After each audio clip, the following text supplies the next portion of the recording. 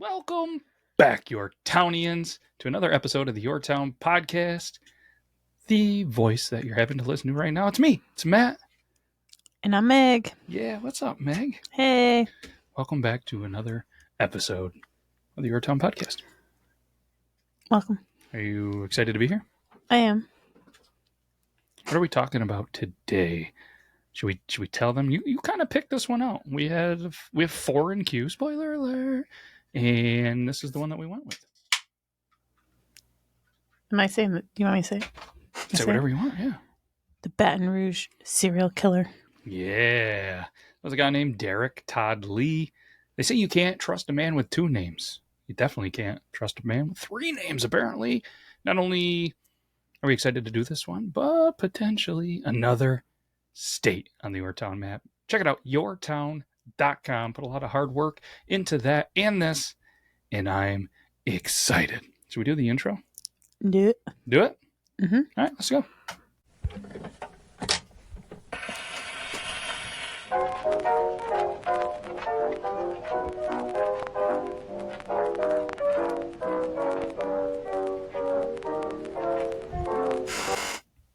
Sorry for the chair squeak. I need some WD-40 on that, huh? We have a lot of it. We do. Apparently it comes in 3 packs. We can't be the only one that has done that. But either way, Derek Todd Lee. Man with 3 names. We're going to talk about him. He's a person who did a lot of terrible things for most of his life, but really caused havoc from 1992 to 2003. Those were some good years. Some more recent, yeah. Yeah, pretty recent. We're not throwing it way back in high school, Jurassic Park, Sisterhood, some great tunes, some good times. But these are not some good times coming up. Derek Todd Lee was born on November 5th, 1968 in St. Francisville. He had a very, very terrible childhood. He was one of 4 children and suffered physical abuse at the hands of his stepfather, a fact known by his mother, who failed to intervene. Lee, who was mentally challenged, was actually placed in special education classes where he faced bullying from classmates. They cruelly taunted him and called him terrible names. Kids, they suck. They do. Not all of them, but a lot of them. Couldn't imagine. And in the 90s and 2000s, much different time, much different names. And he, because of all of this, started to get into a lot of trouble. At just 13 years old, November 8th, 1981, 3 days after his birthday, he's arrested for burglary and vandalism at a candy store. On the same day, he committed a violent assault against a woman in front of his mother. Despite these early signs of trouble, his criminal behavior escalated over the years. Oof. 3 years later, August 8th, he was actually arrested on suspicion of murdering a civilian. But guess what, Meg? He was released. Surprise. Happens all the time. Well, for anybody that wasn't in the studio or saw that, the light just did a weird thing. Did you see that? All the lights just dimmed. Okay. Should we not talk about Robert Lee, Derek Todd Lee anymore? Oh, that was weird. That was weird. Okay. Let's try this again.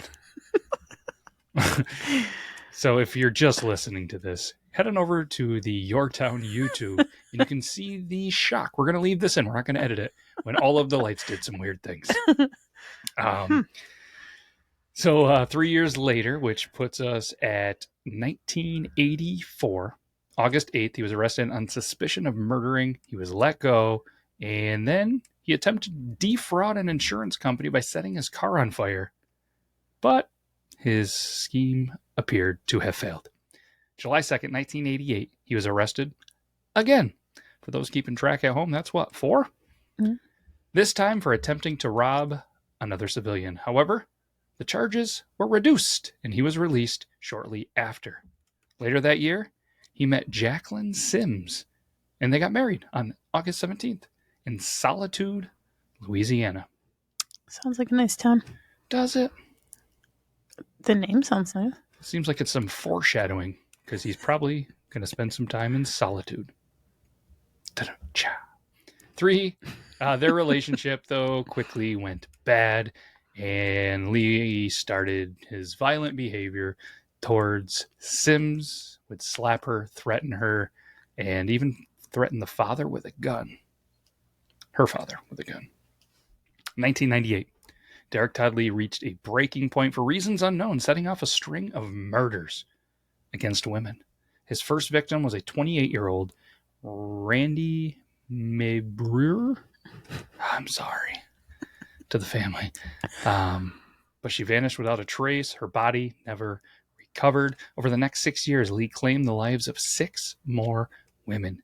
Despite his violent spree, Lee managed to draw attention to himself through a series of unrelated arrests. Concurrently, he engaged in an affair with Cassandra Green, unaware of his dark side.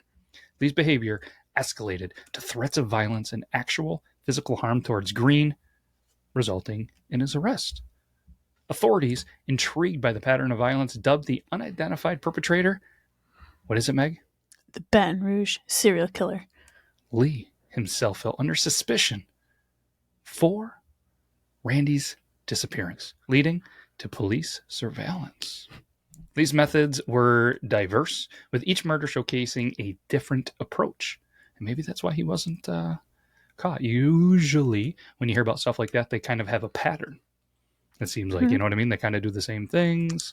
Trademarks, all that stuff. But maybe him being, developmentally disabled just kind of, didn't allow him to have a trademark or a pattern.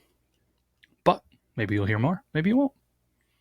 But there were still some key similarities across the crimes, including the removal of cell phones from the victim's possessions and a notable absence of forced entry at the crime scenes. Particularly haunting was the discovery of 2 victims' bodies at the Whiskey Bay boat launch that was just approximately 30 miles west of Baton Rouge, just off Interstate 10. Initially, law enforcement was misled by an inaccurate FBI offender profile and unreliable eyewitnesses' accounts, leading them to believe the serial killer was white. As a result, police conducted thousands of DNA tests on Caucasian men in and around the area of the murders. They didn't have any leads, so authorities then said, hey, we need some DNA print evidence, and now defunct company to analyze DNA samples left at the crime scenes. Oh, the company, sorry. DNA Print Genomics. Is that how you say that? Mm-hmm. That was the name of the company. Sorry, missed a word there.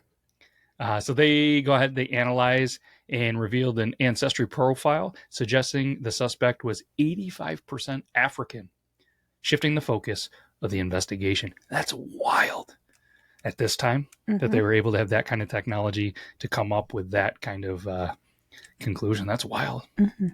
So the revelation led police to identify a black man as the suspect in the January 2002 murder of Geraldine Barr DeSoto. Further analysis of DNA evidence found under DeSoto's fingernails conclusively linked Lee to the 21-year-old's tragic death in Addis, Louisiana. It's one of those two. In the summer of 2000, nailed it. In the summer of 2002, Derek Todd Lee entered the St. Martin Parish home of Diane Alexander with violent intent. He assaulted her severely and attempted to rape her. However, Alexander's son unexpectedly arrived home, causing Lee to flee through the back of the house. Despite this, Alexander managed to provide a detailed description of Lee to the authorities, which thankfully proved crucial in his eventual capture. Following the attack, combination of DNA evidence from previous victims, psychological profile by Mary Ellen O'Toole, and Alexander's description led to a public alert. The Zachary Police Department, recalling a recent incident involving Lee, provided crucial information to the Baton Rouge police. Furthermore, a DNA sample from a prior investigation actually matches to Lee and confirmed his identity. So let's fast forward to May 2003. Investigators make a breakthrough in the case of, what is it, Meg? Baton Rouge serial killer. Love it. DNA samples taken from 26-year-old Carrie Yoder, Lee's final victim, were matched to Derek Todd Lee, making him the prime suspect. But Lee, however, he fled with his family to Chicago, then Atlanta, in an attempt to evade the murder charge. A joint FBI and Metropolitan Atlanta Police Force squad was tasked with getting Lee. He was eventually captured in a local hotel and brought back to Louisiana. Authorities soon discovered Lee's extensive criminal history, raising questions about how he evaded capture for so long. So the police department faced criticism from Baton Rouge residents for initially overlooking Lee, a man of color, when he was first suspected in the murders of Randy and 41-year-old Connie Warner. The decision not to pursue DNA tests for the DNA found at Randy's crime scene due to cost constraints added to the controversy surrounding the investigation. There's always something like that, isn't it? Mm-hmm. Unreal. So authorities did manage to link Randy's murder to Lee through DNA evidence, a breakthrough that came late in the case. However, they were unable to establish a direct connection between Lee and another victim, Warney, who is still considered one of his suspected targets. Her body was discovered outside during Hurricane Andrew, with no remaining DNA to aid in the investigation. Lee was held at the East Baton Rouge Parish Prison, where Baton Rouge Senior Assistant District Attorney John Sinkfield sought the death penalty for him. Lee faced 7 counts of murder during his trial, with numerous allegations leveled against him. Ultimately, Lee was found guilty of the murders of the confirmed victims, Geraldine DeSoto and Charlotte Pace. The families of the victims endured immense trauma and fatigue through the capital case trial. After Lee received the death penalty in Pace's prosecution, they decided to discontinue prosecution in Murray Charlotte Pace's case.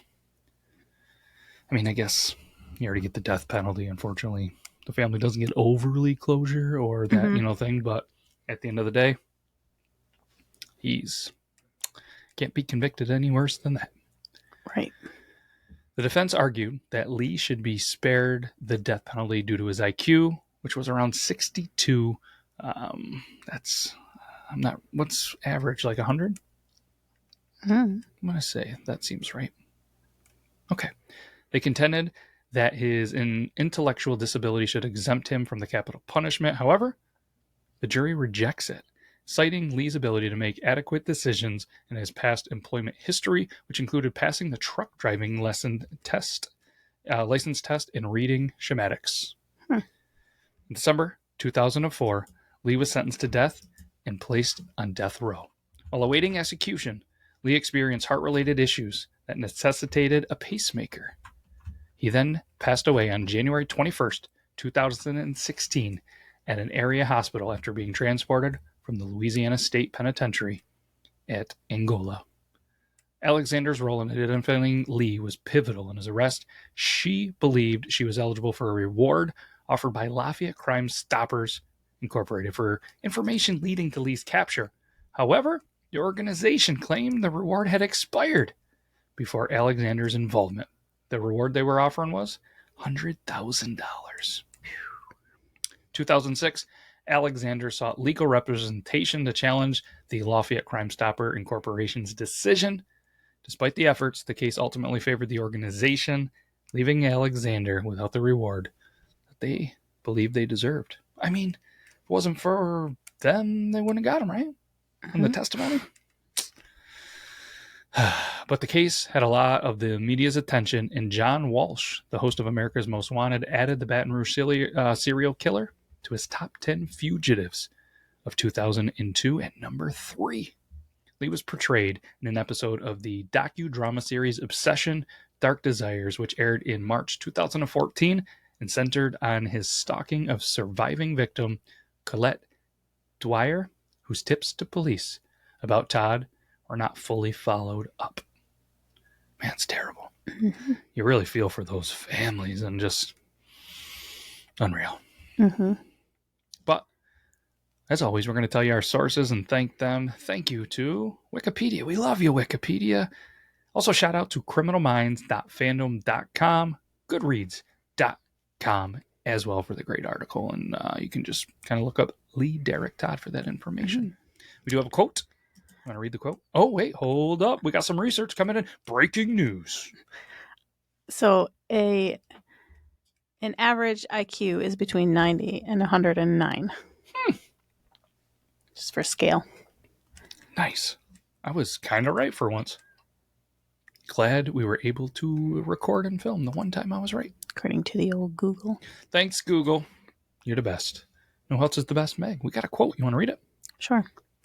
From Bourbon Street to Baton Rouge, the freaks come out at night in Louisiana by Pat Ford. It's true. You ever been? I have not. Do you think we should? I've always wanted to. Okay. Do the Mardi Gras? No? Just I don't know if I'm in for all that. what's the appeal of Louisiana? Culture? I just think the culture is so cool. Mm-hmm. There's so many different things that take place there. A lot it of just history. seems very colorful. Yeah. Yep. A lot of history. Plus, you're into The music. The music. I was going to say definitely the music scene, but even the food scene. I do like that kind of food. You love the southern kind of vibe food, the seafood, all that stuff. Spices. Spices. All right. You heard it here first. Check out the Patreon. We do not have to help us pay for our trip to Louisiana. Just kidding. All kidding aside, though, we can't thank you enough for taking some time out of your busy, busy day to listen to us talk about Derek Todd Lee, a.k.a. what, Meg? The Baton Rouge serial killer. Yeah.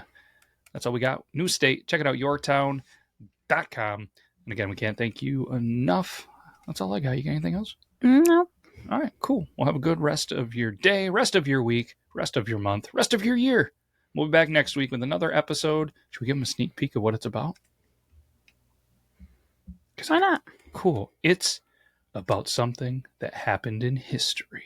I'm not really sure what it's going to be at. We have 3 possibilities.